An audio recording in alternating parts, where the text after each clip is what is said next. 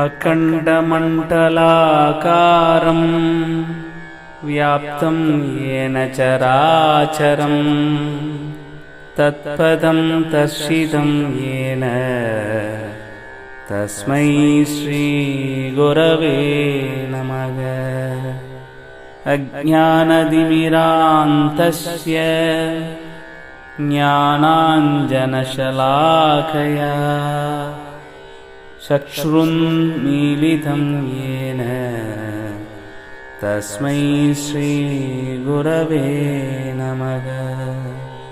गुरुब्रह्मा गुरुविष्णुः गुरुदेवो महेश्वरः गुरुसाक्षात् परब्रह्मा तस्मै श्रीगुरवे नमः।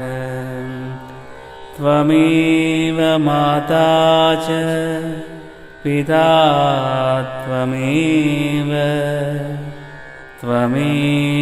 बन्धुश्च सखा त्वमेव विद्या द्रविणं त्वमेव सर्वं मम देवदेव। त्वमेव सर्वं मम देवदेव। त्वमेव सर्वं मम देवदेव।